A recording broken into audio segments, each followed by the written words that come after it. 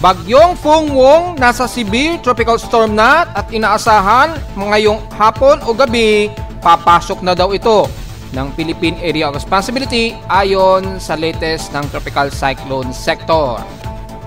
At inaasahan magiging super typhoon ito sa darating na linggo ng umaga o bandang hapon.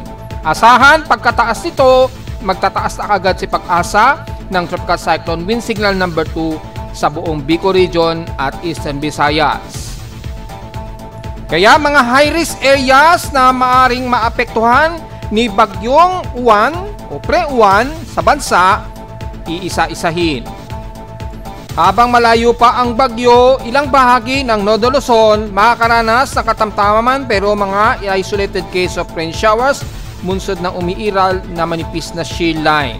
Nalalabi ng bansa, katamtaman pa rin at medyo fairly weather ang panahon. Isolated rain showers, iiral pa rin sa kasama ang Metro Manila, Bicol Region at ilang bahagi ng Visayas at Northern Mindanao.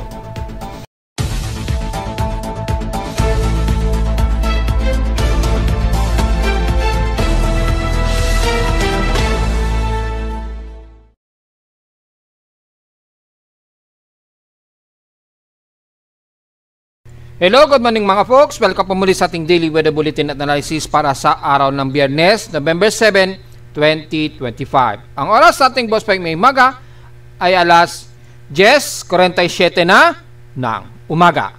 Patuloy na magiging gloomy at medyo hot humid pa rin ang panahon natin kagaya kahapon dahil pa rin sa accumulated pa rin ng ating stilis muna. Medyo malayo pa naman kasi ang bagyong si Pre-Uwan o Fungwong. Hindi pa natin masyado ramdam ang presensya niya. Sa ngayon ay mga pagkulog at pagkilat muna ang ilang mararanasan sa ibang bahagi ng bansa, especially sa hilagang bahagi ng Nodo Luzon dahil sa manipis na sea line na umiiral dito sa may bandang Cagayan. Extension yan pa South Japan. At dahil dyan nagkakaroon ng mga ilang mga water vapor dyan sa may bandang Isabela at dulong bahagi po ng Cagayan. So expected pa rin ang mga maulap na ipapaurin at may mga localized thunderstorms ang inaasahan. Sa ngayon ay makikita ay medyo manipis muna ang mga water vapor ang nadetect dito. Kabilang na sa may parte ng Metro Manila kaya medyo gloomy po tayo. May mga water vapor accumulation na nag-encounter dyan. At sa ating lightning detection system so far, within 2 hours, nasa total of 134 ito base sa dashboard. Pero kung titingnan natin o double check natin yung real time mismo, as of 10:48 AM po ito ay hintayin natin mag-load muna yung 100 plus minutes. Pero kung babasahin natin initially, 65 ang lightning strikes. Ayun, nag-load na siya. So, nasa total of 258 ang outer lightning strikes. Kasama na ang 2 hours ago. At yung inner ay nasa 256 lightning strikes po. So, ang pinakamalapit sa kalupaan, nasa 256 total lightning strikes. Sa ngayon, ang within 20 o at least mga 40 minutes ago hanggang 20 minutes or less ay nandito ngayon ang aktibo sa may bandang West Philippine Sea. Malapit ito sa may bandang Baho de Masinloc yung mga pagkulog at pagkidlat dyan. So kung meron tayong mga pumapalaot na mga kababayan natin dyan, ingat na lamang po dahil asahan na mataas pa rin ang alon dyan, bunsod pa rin ng northeast monsoon. At yung ilang trough na nahahatak pa rin ng remnants o paremnants na. Kaya lang malakas pa rin, nasa severe tropical storm pa rin itong si dating bagyong Tino. Yan, nilaragasan na ngayon ang bandang pa-Thailand na siya. Actually parang nasa Thailand na siya.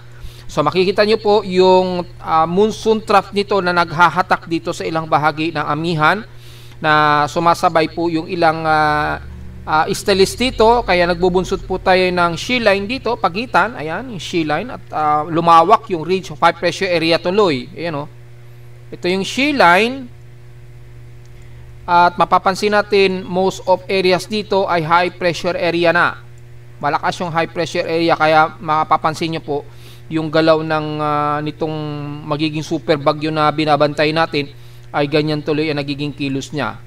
Yan. So, yung ridge of high pressure area nandito. Kaya mapapansin nyo, ganyan ang galaw. At makikita nyo po sa galaw ng satellite imagery ay pinupush o tinutulak na ngayon ng kaulapan na itong low pressure area na to. Itinataboy niya ngayon. So, ang tendency ngayon magiging pakanluran tuloy. ang galaw. Kaya yung mga nagtatanong pa rin, posible pa bang dumausdos yan? Yes, posible pa rin po. Walang pinagkaiba yan sa posibleng magiging galaw dati ni Rolly. So si Rolly kasi yung naging malikot na bagyo noon na akala natin Northern Luzon lang ang tutumbukin itong nung bagyong si Rolly. Biglang dumausdos, bumaba ito ng bumaba. Ayun, dahil po mapapansin nyo po yung tulak ng high pressure ridge, mapapansin nyo pinutulak niya pababa. Padausdos yung anumang low pressure area dito, pinupush talaga niya pababa. Makikita nyo yung daloy ng northeast monsoon, di ba? Na sumasabay po yung high pressure area. Ayan, mapapansin nyo naman yung galaw sa satellite, ang linaw. Tinutulak niya pa ibaba. Nangyayari, pinipiga niya tuloy yung low pressure dito. So, ang nangyayari tuloy, ang galaw ng low pressure area, anumang bagyo dyan sa ibaba, ay pumadausdos ng dumadausdos. Kaya yung mga nagtatanong, posible pa bang dumausdos yan? Yes, posible pa rin talagang dumausdos yan, lalo at malayo pa. Kaya lang, ang sa sitwasyon kasi ni Uwan, mukhang bahagyang lumiit yung diameter niya kasi nag-intact na yung kanyang kaulapan. So, bahagya na pong nababawasan yung lawak ng diametro niya. Yan base dito. So, halos silaki na lamang ng halos buong bansa pa rin. Malaki pa rin yan. Kaya medyo mabigat din na bagyo ito. So, depende na lamang sa strength ng high pressure ridge dito. So, yung mga pagkulog at pagkilat dito nga po, iiral yan sa kanluran, kabilang na ang kanlurang bahagi ng southwestern Luzon, kabilang na ang Visayas at Mindanao. So, magkakaroon tayo ng mga kalat-kalat na pag-ulan. Pero generally, moderate at medyo fairly weather pa tayo sa ngayon. Ang bandang silangan nga lang naman sa natin, unti-unti, makakaramdam na tayo ng medyo bugso na ng hangin dyan.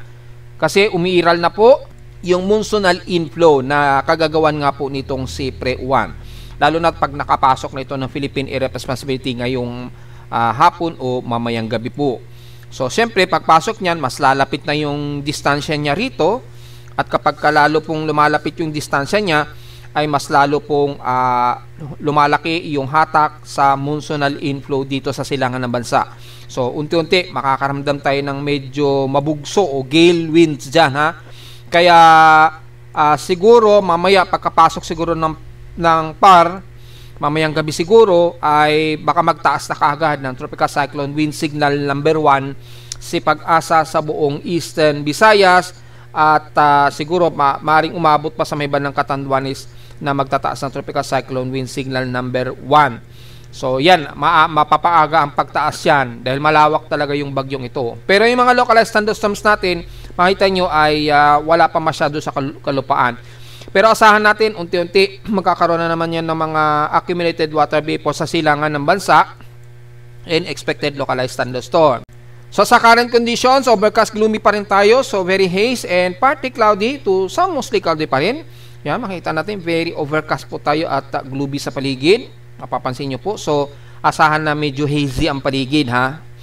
Sa lowest temperature na itala na kay weather station kanina 4:53 AM, nakapagtala kami ng lowest of 26 degrees Celsius. Kahapon, naging maalinsangan tayo, umabot sa 35.2 degrees Celsius ang outside air temperature namin sa Caloocan. Kaya nakarandam kayo ng mataas na alinsangan kahapon. At, well, expected, mataas ang aming heat index, pumalo sa 51.7 degrees Celsius ang naging heat index namin kahapon. Kaya mapansin nyo, napakamaalinsangan kahapon. At tumaas din ang heat index natin sa Metro Manila. Na base naman dyan sa aking heat index recording sa weather station namin sa Caloocan kahapon. So halos 52 degrees Celsius po. Ngayon, tingnan natin yung araw kung ganyan pa rin ba kataas. As of 9:58 AM sa amin sa Caloocan, mismo sa weather station ko, ay nasa 39.6 degrees Celsius ngayon ang extreme cold na kaagad. So medyo mataas na rin kaagad yung heat index. Pero sa forecast, 40 degrees Celsius daw ang itataas nito ngayong 10 o'clock. Pero sa maghapon, mukhang medyo mababa ang forecast. Pinakamataas na ang 42 degrees Celsius ngayong 11 o'clock. And then gradually bababa din kaagad. So malamang dulot yan ng mga kaulapan at medyo mas gloomy na tayo. Well, tingnan natin. Silipin muna natin sa ibang bahagi ng lawag. Kung mataas, well, 39 degrees Celsius at papalo pa ito ng 42 degrees Celsius daw mamayang alas 12 ng tanghali. Although medyo manageable pa rin ang taas ng heat index, hindi pa siya sobrang grabe. Dito malamang mababa dahil po sa shear line ay nagdudulot po ng medyo mababang heat index at umiiral din ang ating amihan dyan sa Hilaga. So double check pa rin natin, kabilang na ang Santiago Isabela, yan ay nasa 34 degrees Celsius, so mababa. Pinakamataas lang 41 degrees Celsius mamayang alas 2 ng hapon, so mababa. Ibig sabihin umiiral po yung shear line dyan at medyo makulimlim na kayo. Sa may bandang Dagupan naman, double check natin kung mataas, medyo mataas, 40 degrees Celsius po at papalo ito ng 42 degrees Celsius daw ngayong alas 11 hanggang alas 12. Although medyo manageable naman dahil hindi naman umaabot kahit 42 degrees Celsius o 44 degrees Celsius. So medyo manageable pa ng katawan natin. Sa Central Luzon naman sa Tarlac ay 40 degrees Celsius po at pinakamataas ang 42 degrees Celsius daw ngayong alas 11. So gradually bababa din daw kaagad. So magiging makulimlim o medyo hazy talaga tayo, kaya medyo katamtaman na medyo mataas ng konti ang heat index na hindi naman sobrang grabe. Sa Batangas naman ay 41 degrees Celsius po at papalo pa ito hanggang 42 degrees Celsius ngayon 11 hanggang alas 12 ng tanghali. So mayroong danger ang taas, pero gradually pagdating ng bandang hapon pa po ay medyo bababa din kaagad. So mapapansin natin very gloomy tayo sa maghapon halos. Sa San Jose Occidental Mindoro 40 degrees Celsius at papalo ito ng 41 degrees Celsius ngayon 11 hanggang alas 12 ng tanghali. So medyo kaya-kaya pa naman, medyo manageable. At dito medyo umiiral pa rin yung monsoon trap dyan, kaya medyo maulap at may mga bugso pa ng hangin dyan at may mga maliliitang tsansa ng isolated rain showers. Sa Cebu medyo mataas ng konti, 40 degrees Celsius po, papalo pa ito ng hanggang 42 degrees Celsius starting ngayong 11, dire-diretso yan hanggang alauna daw ng hapon. So medyo mas maalinsangan kayo ng konti dyan sa bandang Cebu.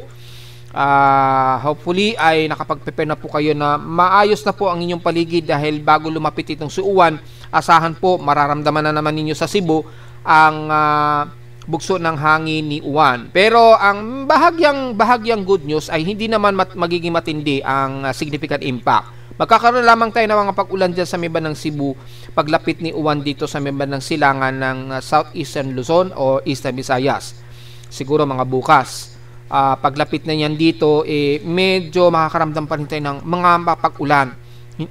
Sa ngayon, hindi nga lang singtindi. Kaya lang, magdedepende yan sa lawak ng diametro kasi ni Uwan. Kaya maghanda-handa pa rin po tayo sa buong Kabisayaan. Medyo aabutin tayo ng outer trough ni Uwan na magdudulot po ng mga posibleng malawakang ulan pa rin po na may kasamang bugso ng hangin. So, mag-prepare pa rin po tayo. So, medyo manageable pa rin, although mataas ang danger heat index ng mga taga Cebu, napapalo nga po ng 42 degrees Celsius. Sa bahagi naman ng Mindanao, well, sa Davao City, double check natin sa Mindanao, well, medyo mataas ang inyong heat index, 42 degrees Celsius po. So, medyo mas maalinsangan kayo dyan. Papalo yan hanggang 44 degrees Celsius, starting ngayong 11, dire-diretso hanggang alauna ng hapon. Yan, aabot daw sa 44 degrees Celsius. So, maalinsangan kayo ngayon dyan sa Mindanao, kabilang na ang City of Davao. Sa Zamboanga Peninsula, well, medyo manageable, 38 degrees Celsius. Mukhang hindi naman aabot ng 40 degrees Celsius sa may Zamboanga Peninsula.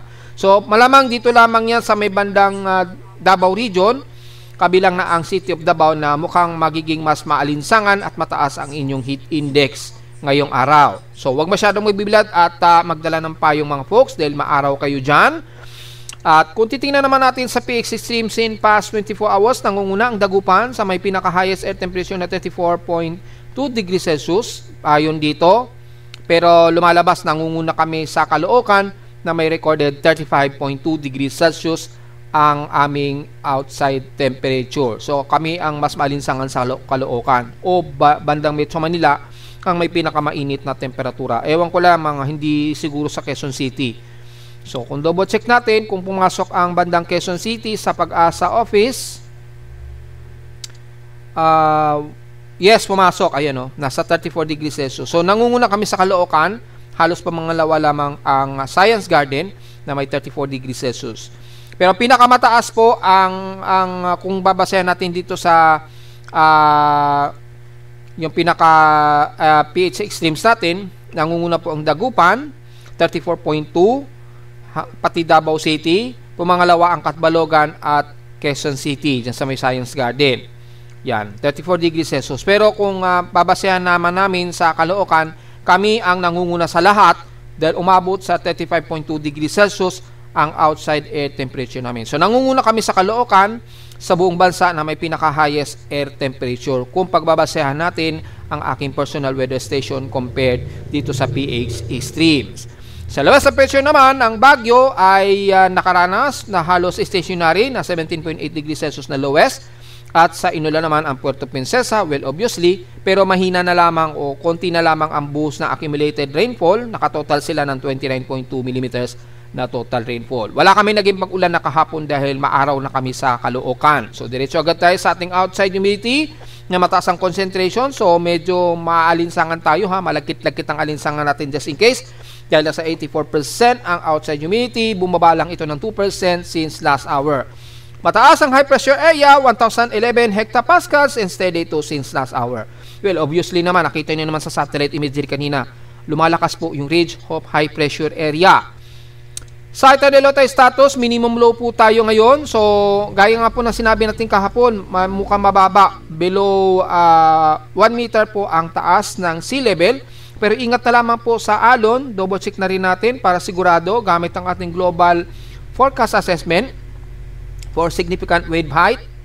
Yan, for significant wave height, mukhang may upgrade si Pag-asa tungkol dito. So, ayusin din natin to. Pero makikita natin ay malawak na po pa rin ang alon sa hilagang bahagi ng Northern Luzon, especially kung saan dumadaloy po yung amihan sa extreme Northern Luzon. So delikado po pumalaot dyan.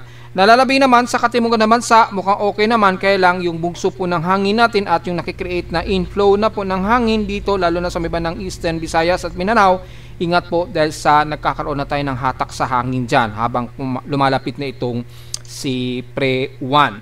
Well, tatawagin na siguro nating uwan dahil matik naman papasok na yan ngayong araw. Probably ngayong hapon po yan o gabi. So, malinaw yan mga folks. By the way, sa Thunderstorm advisory po nakataas ayon sa data feeding Pag-asa sa Northern Luzon area. Well, kasama na ang Cagayan Valley, Ilocos Norte, Isabela. Within 1 to 2 hour po ang expected niyan ha. So, sa Isabela, kabilang na ang Dibalacan at Maconacon ay nakataas. At rest ng Ilocos Norte, ang Dumalneg, Adams at Pagudpud po. Nakataas ang localized thunderstorms daw. Within 1 to 2 hour daw. Maaaring mag-persist din daw ito base dito, lalo na yung Ilocos Norte daw at Isabela, within 30 minutes po. Well, magre-reaccumulate dyan time to time dahil nga po sa umiiral nga po natin na shear line dyan sa pagitan na yan ng Cagayan. So, magdala na lamang ng payong just in case po, lalo na mamayang hapon, di inaasahan ang mga localized thunderstorms. Samantala sa ating namang air quality, 57, moderate po ang ating air quality. So, mula pa nung nakarang buwan, medyo madalas na nagmo-moderate ang ating air quality. Ganun po talaga kapag masyadong madalas ang thermal inversion dahil po sa ating gloomy na panahon, madalas nagmo-moderate ang air quality. So, magmas po tayo sa mga sensitibong mga baga pa rin dahil nasa 57 index ang moderate air quality natin o 22.48 micrograms per cubic yung ating moderate air quality.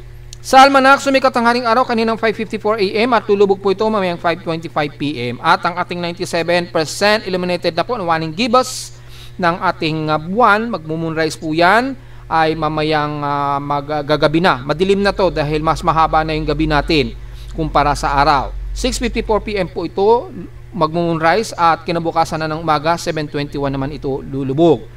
At sa ating local weather outlook para ngayong Biyernes, so ito na po yung weekend, ito na po yung pinaka-crucial time hanggang Linggo na kung saan ay mag-ready na tayo sa paparating na super bagyo. Ngayong araw ng Friday ay magiging partly cloudy muna tayo sa umaga at asahan pa rin daw ang localized thunderstorms sa hapon na may 100% chance of rain. Base dito sa aking VC weather forecast sa Caloocan. At bukas naman ng Sabado ay partly cloudy ang halos buong umaga at pagsapit ng hapon ay localized thunderstorms din daw na may 50 to 52% chance of rain. Kaya sa lowest temperature temperature expected maglalaro 30 to 31 degrees Celsius. And lowest temperature expected ay nasa 25 to 26 degrees Celsius. So diretso agad tayo sa ating ginagamit na satellite imaging. Makikita po natin ang malawak na water vapor pa rin sa may bandang kanluran. Mapapansin natin dito sa water vapor imagery ay malawak pa rin yung water vapor sa may bandang kanluran o southwest ng Luzon, kabilang na ang Palawan. Kaya makakaranas pa rin kayo sa may bandang Mimaropa ng mga isolated case of rain showers, although at least medyo nagmo-moderate tayo dyan. Kung titingnan natin sa satellite imagery, halos katamtaman at maaliwalas naman na ang paligid dito sa bandang Puerto Princesa o rest ng bandang Mimaropa area. So isolated na lamang. So usually ay magiging maulap ang himpapuri natin sa may bandang kanluran at asahan pa rin ang kalat-kalat at pag-ulan na may pagkilat at pagulog. Magsisimula dito sa bahagi nga po ng Northern Luzon, especially dyan sa may bandang Ilocos Region at Cagayan dahil po sa umiiral na shale line. Ayun po yung shale line natin. Kung itataas natin yung threshold, makikita nyo po, ipopost natin. Ito po yung shale line. Nababanat na siya pababa dahil lumalakas po yung ridge of high pressure area sa itaas. Ayan o. Then, nagkakaroon na ngayon ng hatakan dito sa pagitan po ng outer band ni Uwan, ni Pre-Uwan, o Fangpong in international name. Ay makikita po natin ay yung ating high pressure area at kasabay na yung ating northeast monsoon ay nagbabound na rito sa pagitan na ito. Kaya yung ridge of high pressure area dito malakas na at makikita natin na itutulak tuloy niya dito ang pagitan na ito na kung saan papasok yung bagyo. At makikita natin ay posible pang dadaos-dos ang galaw nitong bagyo na to dahil sa umiiral na high pressure ridge dito sa itaas. At mapapansin natin kung i-play natin yung animation, tila mas lumalakas pa ang pagtulak dito sa ating shale line. Na itutulak pa, nababaluktot tuloy yung shale line dito. Kasi mapapansin nyo, lumalakas po yung daloy ng northeast monsoon dito sa Hilaga. Kapag nagpatuloy yan, posible pa niyang mapapadaos-dos itong pumapasok na bagyo na binabantay natin na magpapapiligrong lalo dito sa Central Luzon kasama ang Metro Manila at buong Southern Luzon sa darating siguro mga bandang linggo na yan. Kaya ngayon pa lamang mag-ready na po tayo dahil yung outer rain band yan at yung outer gale na papalo ng 60 to 75 kilometers per hour, maaring maramdaman pa rin yan ng mga taga Visayas area, especially dito sa may bandang Southeastern Luzon at Eastern Visayas. So bago natin i-discuss yan tungkol kay bagyong Uwan, ay unahin natin ang magiging ulan nga po sa Northern Luzon, kabilang na ang buong Mountain Province at Ifugao. Yan, magiging maulap kayo dyan at mga isolated case of rain showers and localized thunderstorms. Pero sa nalalabi ng Benguet, La Union, Central Luzon, katamtaman at medyo nagfe-fairly weather tayo dyan. So medyo mataas ang ating hot humid at medyo malinsangan tayo dyan, maging sa may bandang Zambales. The rest ng bandang Central Luzon pababa ng Pampanga, kabilang ng Metro Manila at ilang bahagi dito sa may bandang Quezon Province, medyo overcast and gloomy tayo, kabilang na ang Calabarzon area. Pero at least moderate naman ang halos maghapon natin at maging ang Bicol region. Mga isolated lang na mga mahina at katamtamang pag-ulan ang nakikitaan lamang natin sa buong Southern Luzon mula Calabarzon area. Ganon din sa buong Visayas at Mindanao, mapapansin natin moderate to fairly weather tayo ngayon muna at medyo makakapag-ready pa tayo ng maaga-aga pa habang medyo maganda pa ang ating panahon. So wala tayong masyadong komento sa buong Visayas at Mindanao, katamtaman at medyo hot dry weather tayo ng bahagya. So magkakaroon man ng mga pag-ulan sa Visayas at Mindanao, typically isolated lamang ito na may mga pagkulog at pagkilat. Typically, di sa may bandang northern part ng Mindanao at bandang Davao region. Pero generally, moderate to fairly weather po tayo. So, kung titingnan natin kay Pag-asa sa Himawari satellite ni Pag-asa para mas malinaw, makikita natin ay halos walang masyadong kaulapan ang umiiral ngayon sa buong Southern Luzon, Visayas at Mindanao. Medyo malayo pa yung pinaka-outer outer ng rain band nitong si Uwan. Hindi pa nakakaabot. Pero once na makatungtong na yun sa loob ng PAR ay unti-unti ay aabutin na nito ang Eastern Visayas at yung ilang southwesterly flow o yung monsoon trough dito medyo magre-reaccumulate yan unti-unti. So probably starting malamang siguro bukas, unti-unti medyo sasama-sama na naman ang panahon natin sa buong Eastern Visayas at Southeastern Luzon. Siyempre, damay na rin ang Eastern Mindanao. Medyo sasama-sama na rin ang panahon natin. Magiging makulimlim na naman tayo at may mga pagbugso na tayo ng hangin ang iiral. At unti-unti, tataas na po yung swelling ng alon simula bukas. Kaya kung maaari ay agahan na ninyo na magkaroon ng reschedule ng inyong mga biyahe, lalo na sa mga Roro, yung mga tatawid dyan sa bandang Northern Samar, o yung mga flights ay kung maaari ay i-divert nyo muna sa susunod na mga schedule ang inyong mga flights dyan, dahil simula bukas magiging mabugso na ang hangin natin dyan. So probably pagkapasok yan ng Philippine Area of Responsibility siguro mamaya o mamayang gabi ay posibleng magtaas na kaagad ng Tropical Cyclone Wind Signal si Pag-asa. Uumpisahan nila yan sa Tropical Cyclone Wind Signal number 1. At siguro bukas, papalo na kaagad sa Tropical Cyclone Wind Signal number 2 dito sa may bandang Southeastern Luzon at Eastern Visayas. Ganun na mangyayari dyan. So sa ngayon, medyo maganda pa at maaraw muna ang halos buong bansa. Maliban na lamang sa dulo po dito ng bandang Batara sa Balabac at hilagang bahagi ng extreme Northern Luzon dahil naman sa umiiral na sea line. So yun po, makapagre-ready pa po tayo ng mas maaga. So hanggat maaga pa po mga folks ay maghanda-handa na po tayo just in case, para naman sa pagdating po na itong malakas na bagyo nito at maaari pang maging super bagyo ito, ay kailangan makapaghanda na po tayo kaagad. Yan, makita natin sa CIMS, makikita natin ay hindi pa tayo masyado maapektuhan ng outer rain trough nitong si 1. So malayo-layo pa, makakapag-ready pa po tayo ng maigi sakaling pumasok na ito ng Philippine Area of Responsibility, probably mga mamayang gabi nga po. Or kung bumagal ang pagkilos niya dahil sa sobrang lawak niya at laki, baka bukas ng madaling araw. Yun na yung pinaka-ahead of time natin. So kung i-double check natin gamit ang ating rain and MSLP forecast, makikita po natin dito na mula ngayong 8 AM hanggang 2 PM, mapapansin po natin medyo katamtaman muna ang paligid. Antayin natin mag-load yung ECMWF. Ayan, so mapapansin ninyo halos extreme Northern Luzon lamang ang makakaranas ng mga kalat-kalat na pag-ulan. At halos buong bansa, medyo maliitan ang tsansa pa lang sa ngayon ang mga pag-ulan. Ayun, halos klaro po ang paligid o halos moderate and fairly weather ang halos nalalabi ng bansa sa ngayon. Yan. So wala tayong magiging komento ngayong umaga hanggang alas 2, pero pagpalo yan ng alas 2 ng hapon, tingnan natin kung ganyan pa rin ba ang status.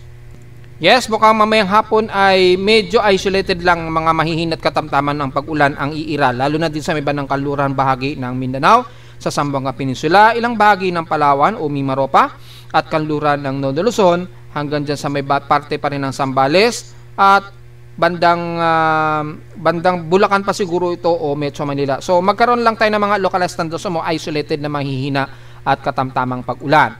So pagdating naman mamayang gabi, tingnan din natin kung ganyan pa rin na magiging situation.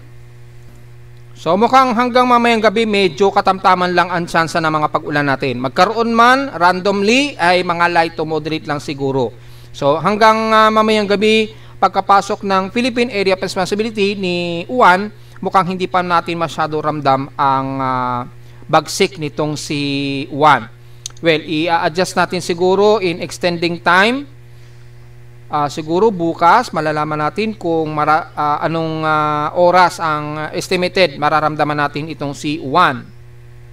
Ayun na nga, bukas nga po unti-unti mararamdaman na nga natin ang pinaka-monsoon trough ni Bagyong Uwan.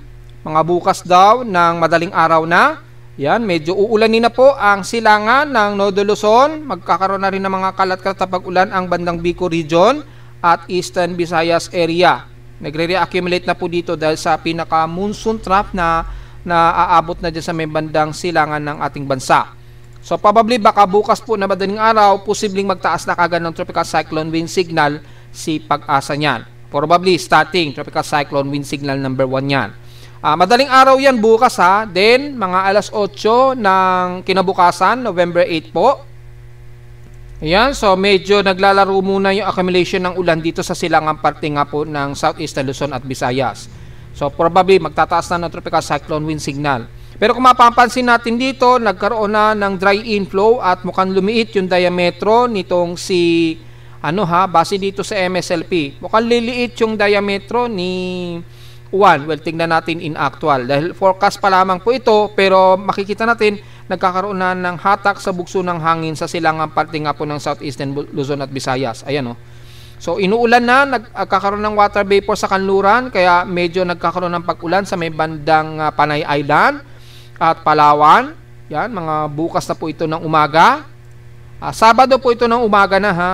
So, tingnan natin mga bandang hapon, mga alas 2.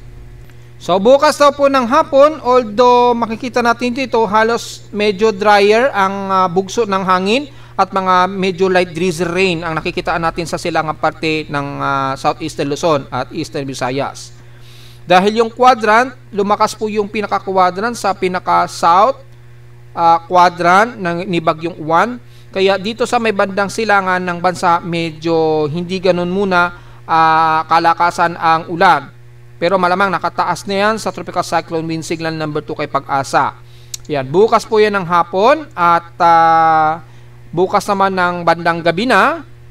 Sabado po ito ng gabi, 8 PM onwards. So dito daw bukas ng gabi, malamang nakataas na sa Tropical Cyclone Wind Signal number 2 ang buong Southeastern Luzon at Eastern Visayas. Ayan mapakalapit na niya dito sa may bandang Southeastern Luzon. So probably nakataas na sa Tropical Cyclone Wind Signal number 2 or probably number 3, depende sa lakas pa rin itong si Kapag itong si Juan bukas ng gabi ay nasa typhoon category na po ito, o siguro mga category 2 typhoon, baka itaas na agad ni Pag-asa sa Tropical Cyclone Wind Signal number 3 ang buong Southeastern Luzon at Eastern Visayas na kaagad. Yan. So, ang kagandahan lamang yung low quadrant nasa likuran ni Juan, kaya mapapansin natin dito halos hindi matindi ang naging pag-ulan sa bahagi na ito ng Southeastern Luzon. Pero ramdam na po yung bugso ng hangin dyan ha. So, bukas pa lamang po ng hapon o gabi, mas unti-unti nang mararamdaman yung sungit ni Bagyong Juan. So, kung super typhoon man ang kategorya na bukas ng gabi, sakali lang ha, naging super typhoon na po itong si Juan, ay makikita natin ay itataas na kagad sa Tropical Cyclone Wind Signal number 3 o number 4 ang buong Kabikulan, buong Eastern Samar Region. Yan, nakataas na yan sa area na yan.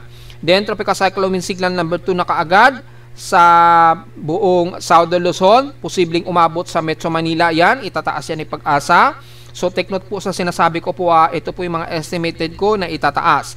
Kabilang na ang Aurora Region. Yan, hanggang siguro umabot man ng Isabela ang Tropical Cyclone Wind Signal number 2. And then, the rest ng Tropical Cyclone Wind Signal number 1, ang buong Southwestern Luzon. Kabilang na ang Palawan, malamang, at kanluran ng Northern Luzon, and the rest ng buong Northern Luzon. Yan ang maaaring itaas yan ni Pag-asa just in case po. And then siguro kinabukasan na ng 9, so linggo na po ito. Ito na yung dito na yung pinaka mas malakas na mararamdaman ng mga taga Bicol region. Just in case, tingnan natin. So dito po, pagsapit ng linggo ng madaling araw, ito na nga po ang ating kinakatakutan. Ay ramdam na natin ang pinakamasungit na outer mid wall center ni Juan sa buong Southeastern Luzon. Damay na ang eastern part ng Northern Luzon. Ayan, kitang-kita naman po. At moderate to heavy rain showers na po to violent ang nararamdaman ng buong Kabikulan, Eastern Visayas area. So, yan na po. Pagdating ng linggo, ramdam na ng buong Eastern Luzon, Eastern Northern Luzon, Quezon Province, Bicol Region, at buong Eastern Samar. Sila na ngayon ang makakaramdam ng lupit nitong si Bagyong Juan. Malamang kung nag-umabot yan sa super bagyo, malamang Tropical Cyclone Wind Signal number 4 na kaagad, ang buong Kabikulan, Northern Samar, yan, nakataas yan, Tropical Cyclone Wind Signal number 4 na kaagad. So, yan pa lamang yung magiging long range forecast natin at makikita natin mula Sabado pa lamang o baka mamayang gabi, pagpasok ng PAR ay magtataas na kaagad ng Tropical Cyclone Wind Signal number 1, si Pag-asa. Then bukas, pipitik agad sa Tropical Cyclone Signal number 2. And then pagsapit mo ng mga bandang hapon na po, mga bandang hapon siguro gabi, automatic taas na agad sa Tropical Cyclone Wind Signal number 3 ang buong Kabikulan, Northern Samar o Eastern Samar, kabilang na ang buong Southern Luzon. So malamang ay Tropical Cyclone Wind Signal number 3 o number 2 na kaagad sa Metro Manila. So yan ay initial forecast pa lamang, so depende pa rin sa magiging development ni Juan pagkapasok mamaya sa Philippine Area of Responsibility kung tuluyan itong lumakas pa at lumawak yung kanyang sirkulasyon, ha. So yan po, at asahan natin maglalaro sa pinakamalapit sa gitna niya, sa center ni Juan, aabot sa mahigit 200 to 300 mm ang ulan ang inaasa accumulated rainfall niyan simula sa Sabado, bukas. Lalo na ng mga taga Bicol Region at Eastern Visayas. Kaya sa mga taga Bicol Region, considering bukas po magiging high risk na po ni Bagyong Juan ang buong Bicol Region at Eastern Visayas. Unti-unti tataas yan hanggang buong Calabarzon area, damay na rin ang buong Quezon Province unti-unti, at habang lumalapit ito dito sa memendang either magse-Central Luzon ito or mag-Isabela or mag-Aurora, ay automatic tataas na rin ang risk areas dyan sa area na yan ng Northern Luzon. Probably ang Metro Manila ay maglalaro sa Tropical Cyclone Wind Signal number 3 ang magiging Tropical Cyclone Wind Signal natin sa Metro Manila. Kaya medyo high risk pa rin po tayo sa Metro Manila dahil sa magiging bugso ng hangin nitong si Juan. Makakadamage pa rin yan, makakapagbuwal pa rin yung puno yan. Posible pa rin makapagdulot pa rin tayo na matinding buhos ng ulan at brown out, kaya mag-ready po tayo sa mga emergency lights natin sa buong Metro Manila, at buong Southern Luzon. Posible po magkaroon tayo ng mga power interruptions ng mga ganyan dahil papalo yan sa halos mahigit sa 110 km per hour ang magiging maximum sustained wind natin sa Metro Manila. Sa darating na bukas po yan. Tuloy-tuloy na yan hanggang Linggo. So, diretso agad tayo sa ating ginagamit na satellite image, computer-generated tropical cyclone sector. Ay disregard na natin si Calmegi dahil under dissipation stage na po ito at under tropical depression na lamang siya. So, tutok tayo kay Fangwong pre-1. Nasa severe tropical storm na po ito kanina pa. And as of 11:45 AM na ngayon ang center air pressure na ni Juan o Fangwong, or let's just say Phoenix, yan ang Hong Kong name nila, Fangwong, yung Phoenix, ay nasa 990 hectopascals. At ang kanyang 1 minute sustained winds 113 km per hour at bugso umaabot na ng 147 km per hour. So parehong under severe tropical storm po ito, maging sa kanyang 10-minute average na nasa 100 km per hour at bugsong 130 km per hour under severe tropical storm din. So malamang kay Pag-asa severe tropical storm na rin yan.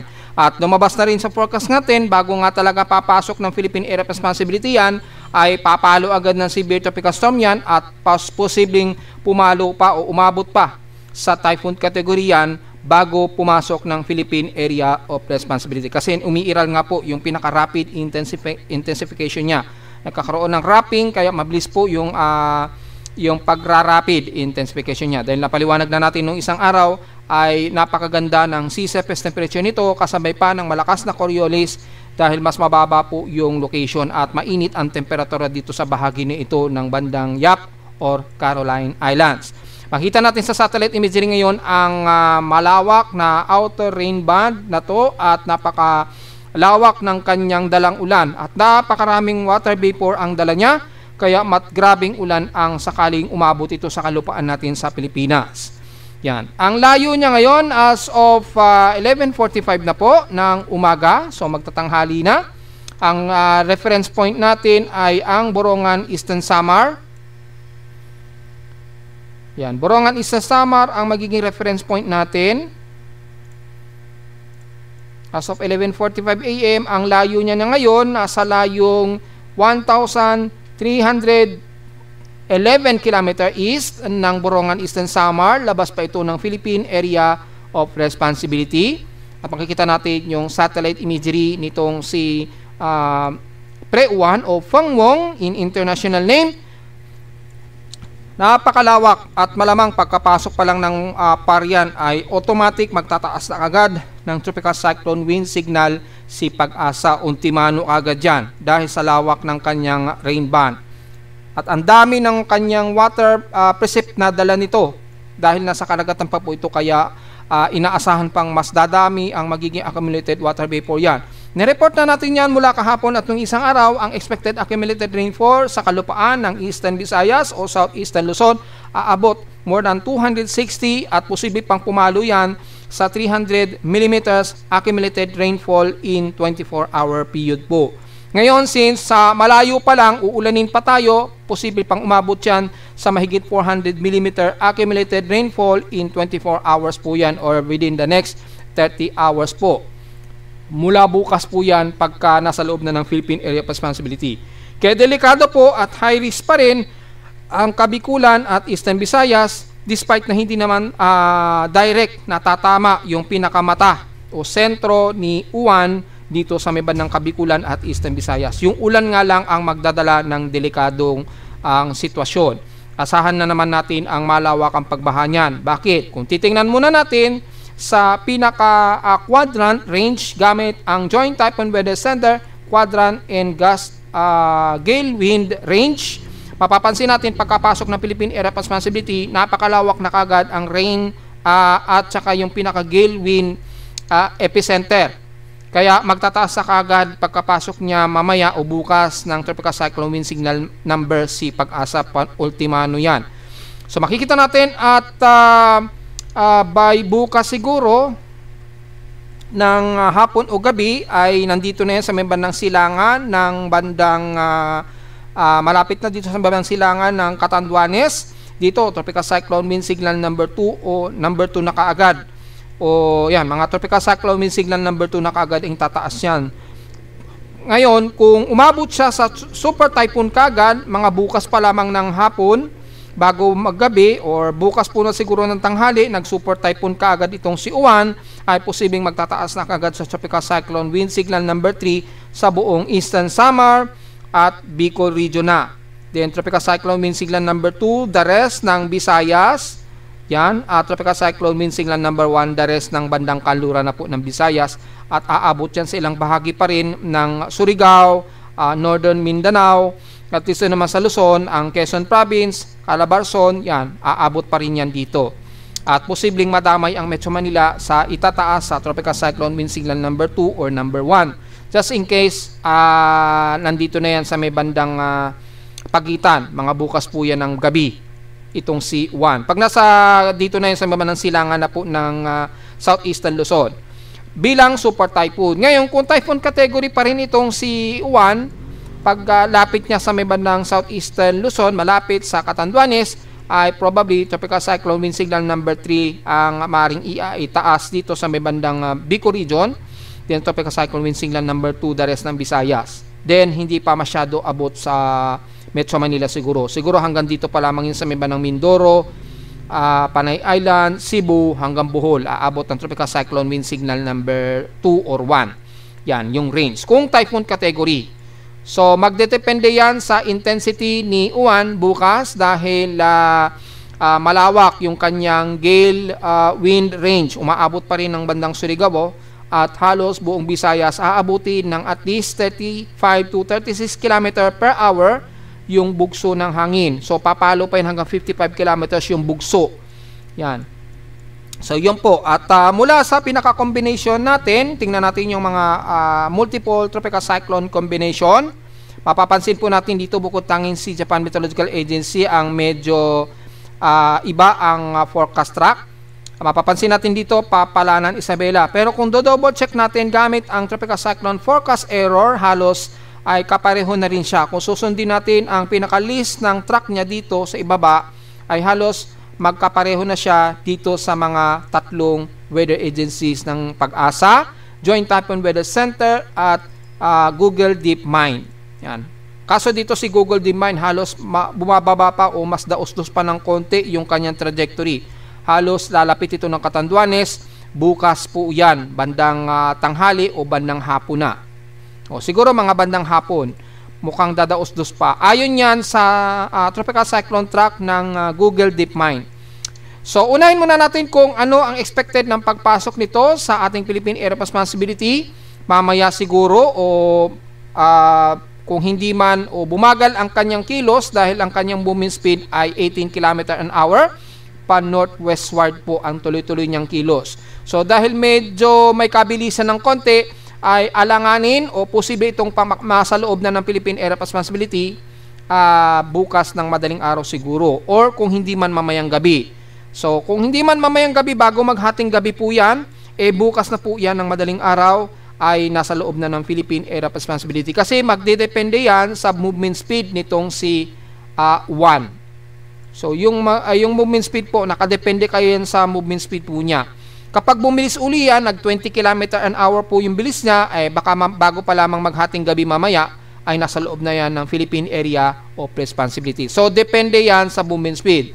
Ngayon, medyo nabawasan ng konti yung movement speed, nasa 18 km/h, ay bahagyang nabawasan yung maximum movement speed ni Juan, ay baka siguro bukas na madaling araw or alanganing 12 o'clock o bukas na madaling araw ay nasa loob na ito ng Philippine Area of Responsibility. So, yun po either mamayang bago maghating gabi o bukas na ng madaling araw ay papasok o nasa loob na ito ng Philippine Area of Responsibility. Ngayon, typhoon category na ba ito? Well, base naman sa mga forecast track ay ngayong hapon o mamayang hapon, posible na itong itaas ni Pag-asa sa typhoon category na. Base na rin sa forecast ng Japan Meteorological Agency. So, posibleng mamayang hapon siguro, baka itaas na yun ni Pag-asa. Kasi sa forecast track ni Pag-asa, mamayang hapon ay nasa typhoon category na rin ang forecast nito. Ayan o.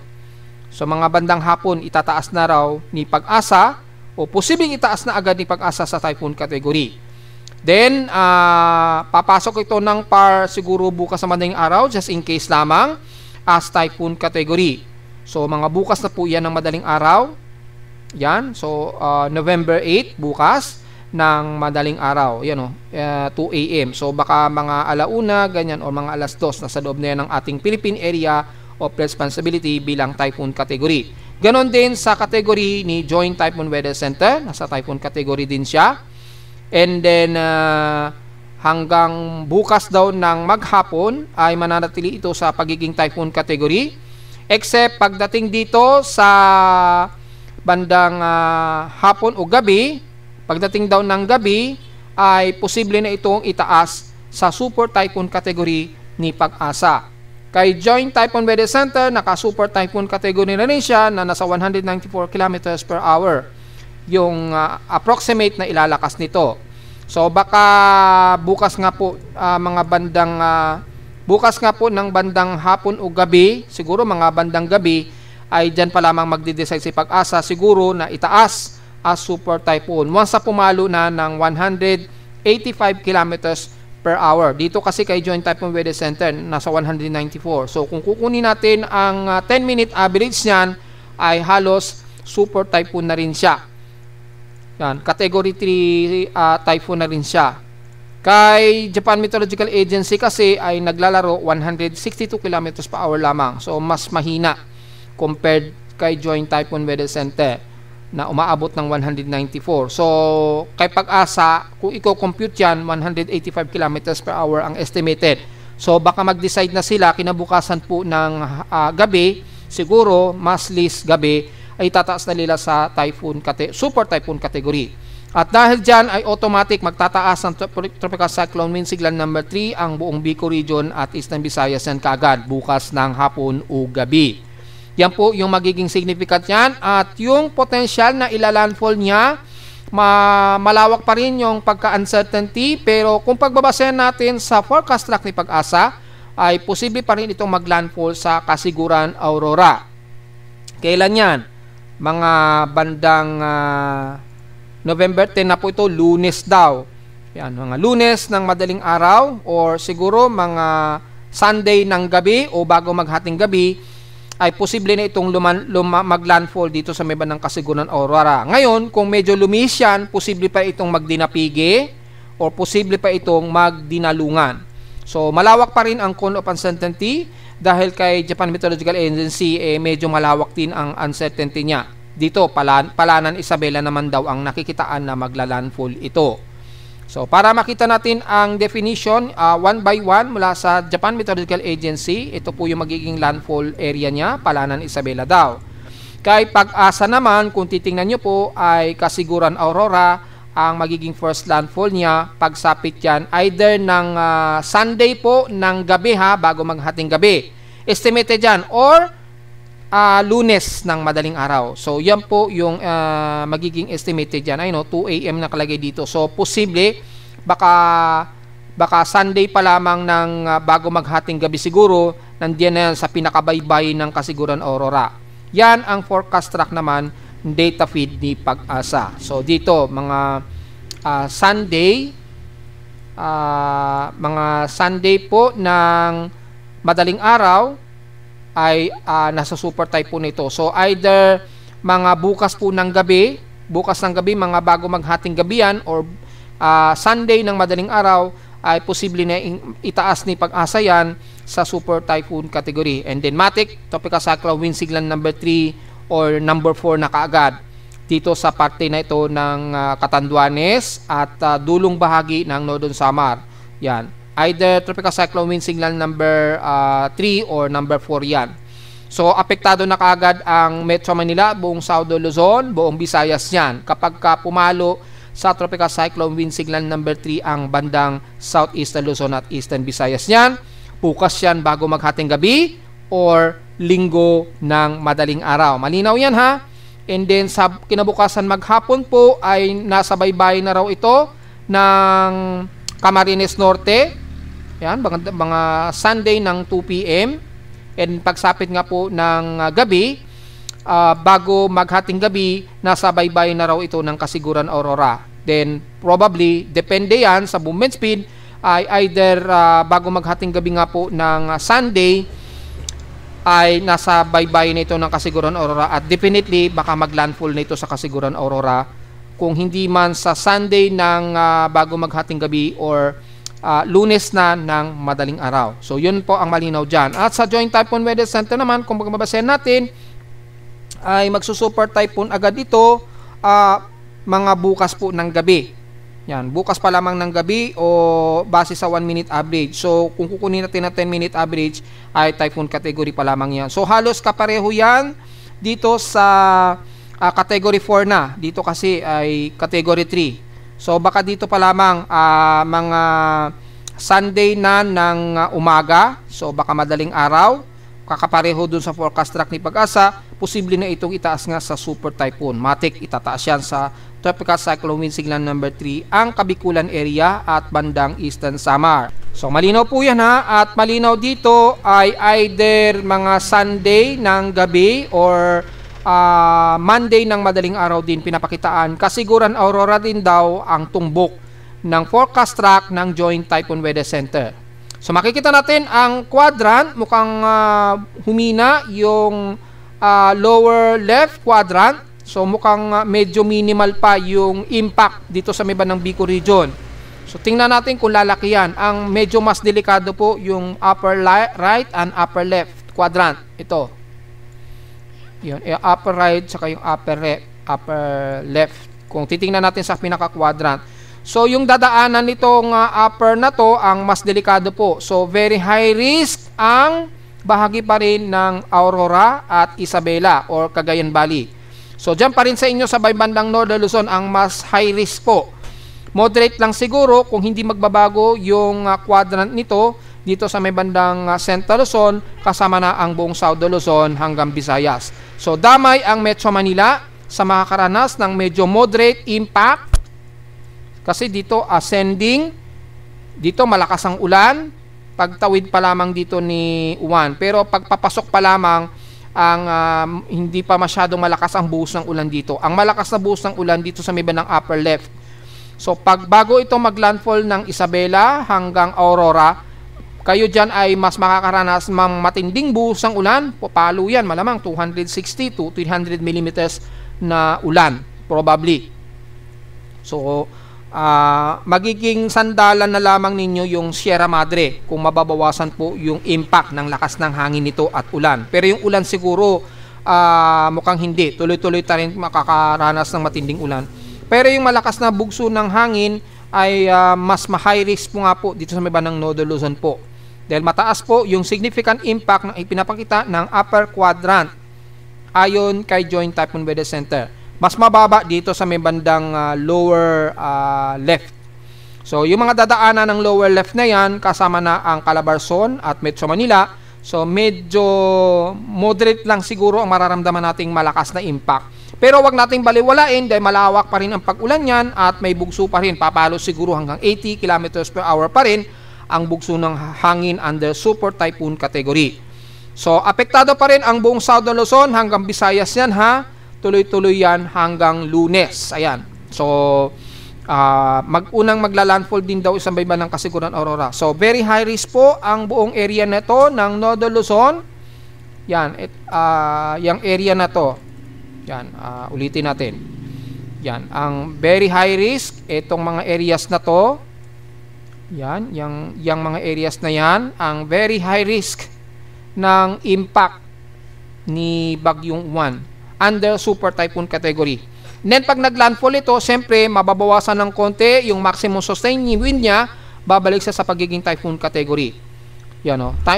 Typhoon around 157 km per hour yung 1 minute average. So siguro kung 10 minute average, mga around 144 km per hour siguro yan. So yun po ang asahan natin na magiging landfall niya ha. And then ito naman yung kay Deep Mind. Yan. So, kay Deep Mind naman, mukhang mas mababa yung nakikitaan na trajectory. Sa may bandang Dinalungan naman na Aurora tatama. Pero, hindi pa rin nakikitaan na ito ay tatawid ng buong Central Luzon. At least Northern Luzon pa rin yung trajectory niya. And then, yung isa naman, yung isang parte ng Weather Next Gen ng Deep Mind ay Palanan Isabela rin ang pinapakita. So, halos kapareho kay Japan Meteorological Agency. So, mostly, naglalaro, Dinalungan, Kasiguran Aurora, sa Aurora region. Kung Isabela naman, bandang Dinapigi o Palanan Isabela, ang naglalaro na posibleng magiging landfall areas nitong si Bagyong Juan. So, sa ngayon, yan pa lamang po yung forecast na pinapakitaan. At least, detail per detail tayo mga folks para hindi na magtatanong ng husto ating mga kababayan. So, sa mga nagrereklamo, masyadong mahaba daw ang paliwanag ko. Sinadya ko po talaga yan dahil may mga kababayan tayo na gusto pa rin talaga malaman punto per punto yung detalye. Kaya binabagalan natin para yung mga kababayan natin masundan po yung mga forecast natin. Yan. Kasi kung direct to the point, yung mga malawak ang pangunawa nakakaintindi. Pero may mga kababayan tayo sa hindi natin maiwasan na hindi kaagad na iintindihan kaya hinahabaan natin. So, ito yung combination, ang pinaka-high accuracy na tatama sa Kasiguran Aurora, ang Pag-asa, Joint Typhoon Weather Center, at Deep Mind. So, ang pinaka-mababa ang tsansa na accuracy na tatama ng Palanan Isabela ay ang Japan Meteorological Agency. Pero sa pinaka-forecast error naman ng Japan Meteorological Agency, may pinapakita na maaring magkasiguran Aurora din ang tama nito. Pero kung probability kasi ang pag-uusapan, bandang Palanan Isabela rin daw ang tumbok nito. So, very erratic pa yung kay Japan Meteorological Agency. Ang most of closest to accuracy, yung binanggit natin, yung tatlo. Dito sa Kasiguran Aurora, ang posible nga pong unang magiging landfall ni Bagyong Juan. So, mag-ready po ang lahat simula mamaya, lalo na bukas po. Mag-ready na po tayo sa may bandang Bicol Region at Eastern Visayas. Kayo muna ang makakaramdam ng sungit nitong si Bagyong Juan. Dahil maaari nga siyang maging super bagyo bago lumapit dyan sa may bandang Bicol Region. Yung pinaka-outer band yan. Lalo na sa mga taga-Catanduanes ready na po tayo. Mapaminsala pa rin yan kahit na hindi direktang maglalandfall sa inyo sa Catanduanes. Pero yung outer band yan, magbubunsod yan na napakadelikadong bugso ng hangin kasabay ng matinding ulan. Magbubunsod yan. Baka matulad din yan kay Tino na lulubugin sa baha ang area ng Bicol Region at Samar. Kaya mag-ready-ready pa rin po kayo ngayong araw pa lamang po. Kung kailangan na ng evacuation, mag-evacuate na po dahil hindi pa po nakaka-move on ang bandang Cebu. So, yun lamang po pinaka-analysis natin at ito po yung pinaka-out of floating satellite imagery niya. Yan, very organized at napakalawak ng diameter talaga nitong C1.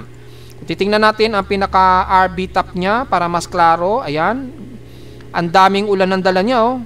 Naglalaro yan sa above 100 to 200 millimeters ang accumulated water vapor niya na dala-dala niya, oh. At maaari pang mas madadagdagan yan. So, yun po. At mula sa ating SpaghettiOs model chart, sa ngayon, ang inaasahan nga po natin na papasok sa typhoon category nga po ngayong araw. Ayan, oh. So, within 24 hours, within 24 hours daw, papalo na sa 115 to 130 kilometers per hour ang bugso niya. So, papasok na agad siya sa category 1 typhoon. Probably siguro mamayang hapon po yan o mamayang gabi. Yan. Malinaw po yan dito. Yan po. Then, within 2 days, hanggang category 1 typhoon pa lamang yung forecast nito. So, tingnan, wala pang nakikitaan within 2 days na magsusuper typhoon siya. Ayon yan dito sa ating tropical cyclone intensity forecast. Pero ang malinaw lamang, ngayong araw daw ay nakataas na sa pagiging typhoon category itong C1. So, maghanda-handa pa rin po ang lahat. So, diretso agad sa ating computer models ng mga ibang mga weather agencies. Mapapansin nyo po, ang trajectory nito, bandang kasiguran aurora rin, ayon kay GFS. Ganon din kay ECMWF. Pero napapansin natin dito, yung binabantay natin na convergence, nag-accumulate na naman. Ayan, oh. Keso dito, tropical wave. Kay NABGEM naman, ay medyo mataas ng konti. Palanan Isabela naman ang tumbok niya. Kapareho siya ng Japan Meteorological Agency. Pero dito, wala rin siya nakikitaan sa ngayon na tropical wave na nakikitaan natin o binabantayan natin kahapon na mataas ang convergence. So, hindi pa siya nakikitaan dito. Well, meron nga po tayong at least nasa around mga 42 hours pa para ma-confirm kung yung susunod dito kay Uwan mag-a-accumulate din. So, ito yon sa Global Spectral Model. Kung mapapansin nyo po, halos bandang Palanan Isabela pa rin ang tumbok niya ayon kay Japan Meteorological Agency. Yan, mapapansin niyo po yung trajectory niya, bandang Palanan pa rin talaga ang landfall niya. So, pinakita ko sa inyo kanina. Sa mean sea level pressure niya, ay makikita natin dito, naging super bagyo din yung kategorya niya. Ayan, no? So, super bagyo. At dito, kung titingnan niyo po, halos Palanan Isabela din ang tumbok niya. Yun. I-stop natin ha. Tingnan natin ng precise. Yun, bandang Palanan Isabela pa rin talaga ang tumbok niya. Or pagitan. Pagitan ng Dinapigi Isabela. Yan. Pagitan ng Dinapigi Isabela or Palanan Isabela. Yan, lalandfall.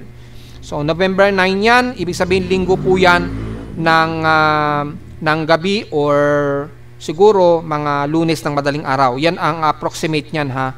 Para malinaw yan mga folks. So, medyo magkatugma sila ni Japan Meteorological Agency at ni NABGEM. Bukod tanging si ECMWF, GFS at DeepMind ay bandang kasiguran aurora naman ang nakikitaan na tutumbok nito o maglalandfall. Yan. So, malinaw yan ha. At yung binabantay natin na convergence, double check natin kung reaccumulated pa rin siya. Yes, mataas pa rin. Nasa around 33 kilometers per hour. Yan. Pero gaya na ating sinasabi, under observation pa yan at maliit pa ang chance niyan na maging invest sa ngayon. Dahil malakas po yung easterly trade wind dito sa itaas niya, kaya maaring mag-maintain lang siya as surface trap embedded ng intertropical convergence zone. So, posibleng mag-success yan, depende dahil mabagal ang pagkilos niya pahilagang kanluran.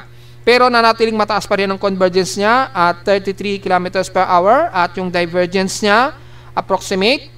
Ayan, naglalaro din sa 33 km. Kaya lang medyo humina ito. So, dahil humihina, makikita natin posibleng hindi magtuloy na magkaroon na accumulated Coriolis itong convergence na binabantayan natin. Pero tututukan pa rin natin dito hanggat mataas pa ang kanyang Coriolis circulation at mayroon pang shallow na upward low tayong nakikitaan dito. Kaya mayroon pa tayong at least 42 hours para bantayin yan. So, yun po yung pinaka-analysis natin at wala natin magiging komento dito dahil very cyclonic na talaga yung sirkulasyon ni Juan pagkapasok ng Philippine Area of Responsibility mamaya. Samantala sa ulat lindol, well, wala naman tayong nadedetect na medyo malakas-lakas pero pansin natin, tuloy-tuloy pa rin ang aftershock. So, diretso agad tayo sa short period mula kay PBOX. Mula kaninang madaling araw, wala rin silang na-record so far na magnitude 4 kahit isa.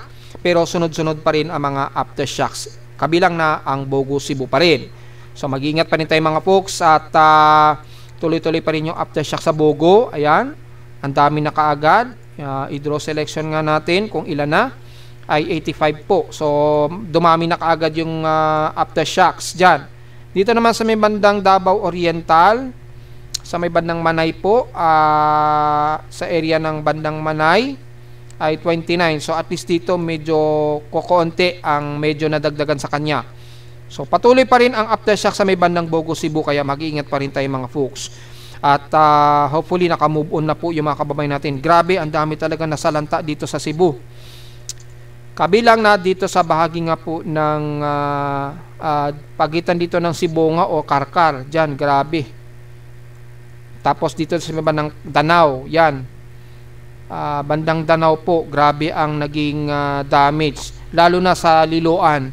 Grabe talaga ang nasalanta dyan, nalubog sa baha at ang dami talaga na damage yan sa paligid na yan ng Liloan. Grabe, hanggang Yati lubog daw yan yung Talud, Konsolasyon, lubog daw talaga yung area na yan. Ang dami talaga nasalanta.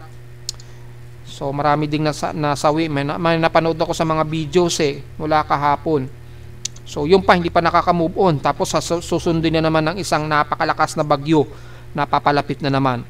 So, yun po. At wala namang magnitude 4, pero marami agad ang mga aftershocks na nadadagdagan. So, diretso agad tayo sa ating historical earthquake data. Kung ilan na po yung total earthquake natin ngayong buwan. Yan, for the month of November. So, nasa total na tayo na 318 earthquakes, 295 dito sa magnitude 2.0 pataas, 20 sa magnitude 4 at wala namang nagdagdagan na natiling 3 ang ating magnitude 5.0. So, pinakamarami pa rin sa may bandang Bogo Cebu na nasa around 85 po yung lindol dyan.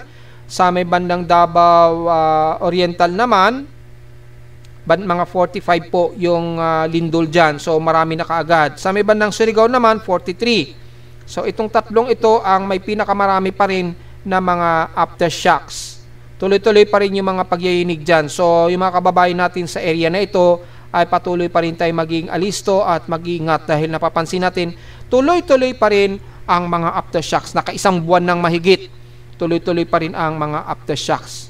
So, hindi masyado normal na po. Tuloy-tuloy pa rin ang paggalaw ng subduction plate dito.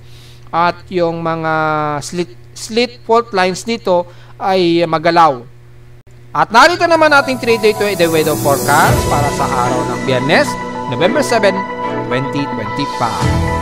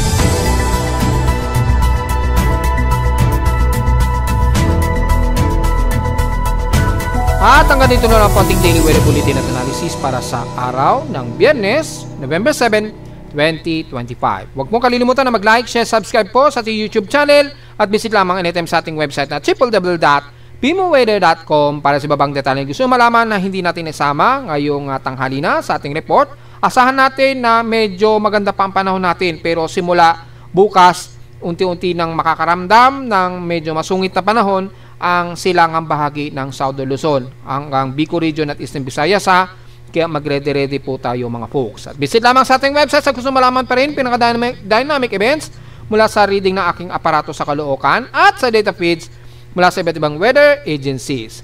Maraming salamat po mga folks, maghandang-handa na pong lahat at magandang happy weekend na po sa ating lahat.